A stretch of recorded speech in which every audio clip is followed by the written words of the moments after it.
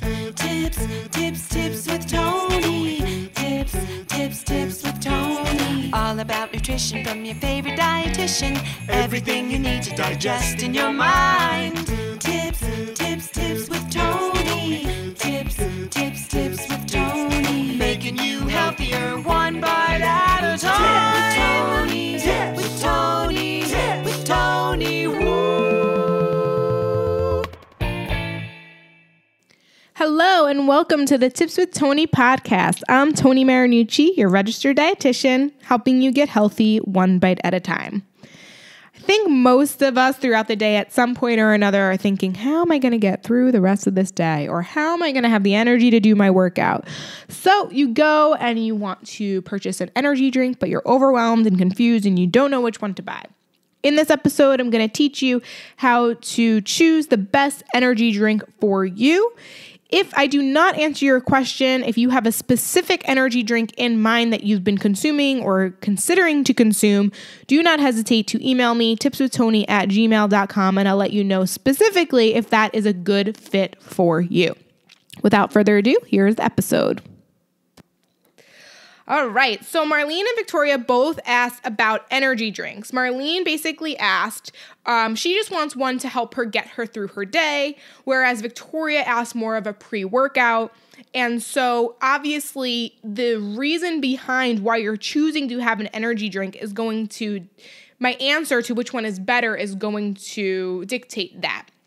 However, before we get into the energy drinks, I will say you want to take a look at obviously basic ways to improve your energy.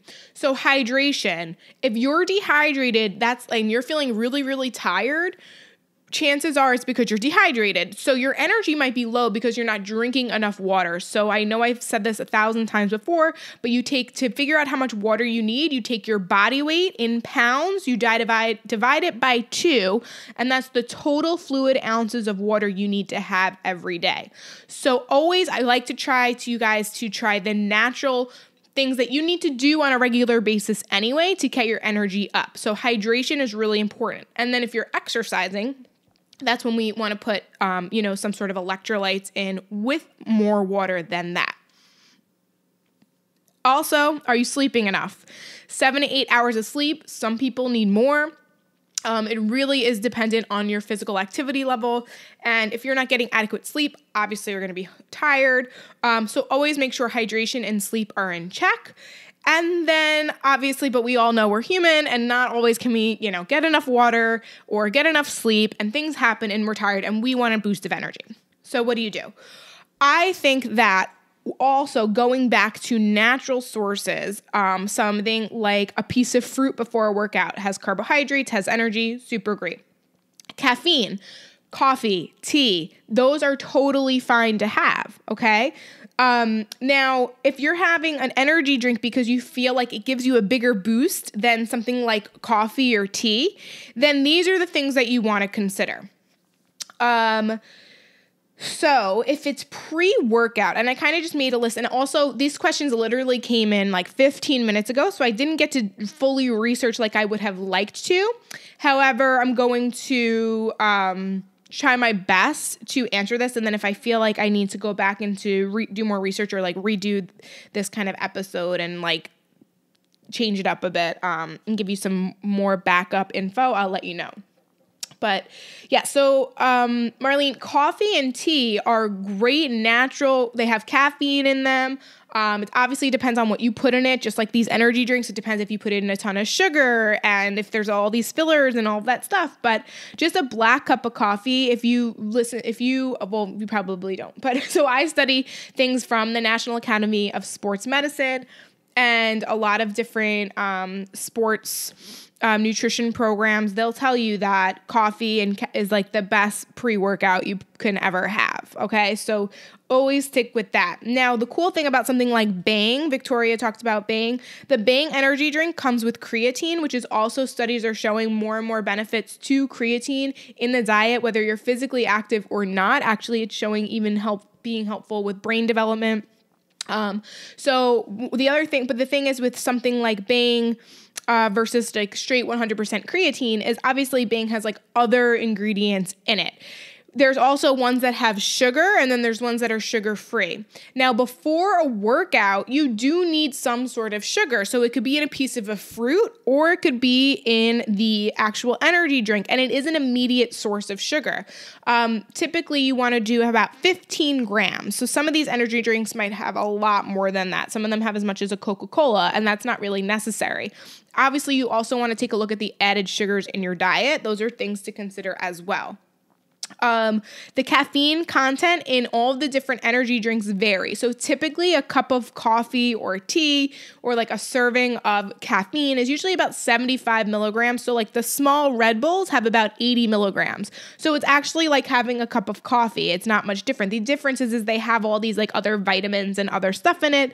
A lot of them are water soluble vitamins, meaning that your body's going to use what it needs and then pee the rest out. So it's not technically necessary. However, I don't think it hurts if it's going to get you to the gym and get a killer workout in.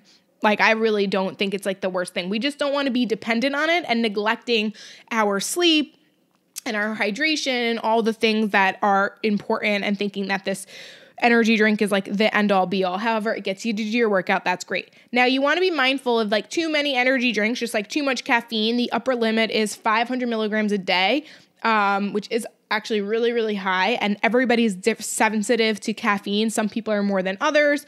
I encourage you to listen to episode, I think 56 on the Tips with Toni podcast. It's all about the differences between coffee and tea. And we talk about caffeine as well.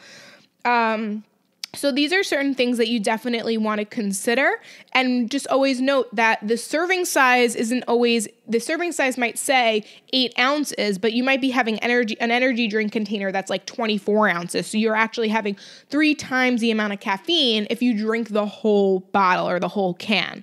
So those are things to consider as well. Everyone's different. Some people can tolerate sugar-free beverages. Some people can't. Sometimes it causes people either headaches or migraines or upset stomach, whereas other people aren't bothered by it. So if you're looking for just an energy boost, but you don't want to have any sort of sugar or anything, the sugar-free option is great. If you're just trying to get through the day, Vito Coco Energy, it could be during your workout or it could be just like during the day. It's basically vitamin water. No, it's coconut water. I'm sorry. It's coconut water with a little bit of caffeine in there. And I think that would be a little bit safer of a bet, I would say, if you're just trying to get through your day. There's different things like Rockstar. There's so many brands of energy drinks, and you guys know I'm all about meeting people where they're at. So it's be really difficult for me to just say they're all good or they're all bad or this is better than the other, because it really is dependent on the individual and the purpose behind which they're consuming it, how much they're consuming, and what does the rest of their day look like. So that's really something you want to note. Also, taste is important. We want to enjoy our beverages. We don't want to just drink them just because we heard it's good for us or it's going to give us an energy boost or what have you. Something to, always think about is we want to enjoy what we're consuming. I will say the Beachbody Performance line, they have it's called Energize, and I think that's a really great pre-workout because it also has things like tart cherry juice and I think branched chain amino acids and a little bit of caffeine and not a lot of additives and fillers and all of that stuff. And so when I used to do like pre-workout stuff, that's what I would go with. But like I said, now I would really just stick to mostly like the most natural sources is best. But always think about what else are you having throughout the day and what else is incorporated in the diet. So I hope that answered your questions. If you have any other questions, don't hesitate to reach out. You can find me on Instagram or Facebook. If you're not part of the lifestyle support group on Facebook, you definitely want to join. That's where this Q&A was from. Every single Friday at 11 a.m. Eastern time, myself or my intern Danielle goes live and answers any questions that you have. If you're not able to watch live, you can catch the replay. And sometimes, not all the time, but sometimes I do put the podcast episodes up. But if you can't wait for them to get released and you want to know the answers to your questions, definitely join the group. Also, feel free to email me, tipswithtoni@gmail.com. If you enjoyed this episode, if anything that I said was helpful, please screenshot the episode, put it up on your story, tag me, tag the Tips with Toni podcast on Instagram, and let me know so I know to give more episodes like this to you. If you have any other questions, don't hesitate to reach out. And if you're not subscribed to the Tips with Toni podcast, please subscribe, write a positive review, and leave a 5-star rating. It helps other people find the podcast to learn proper nutrition information rather than being confused and overwhelmed with all of the misinformation that's out there. Thanks so much for listening. As always, I'm Toni Marinucci, your registered dietitian, helping you get healthy one bite at a time.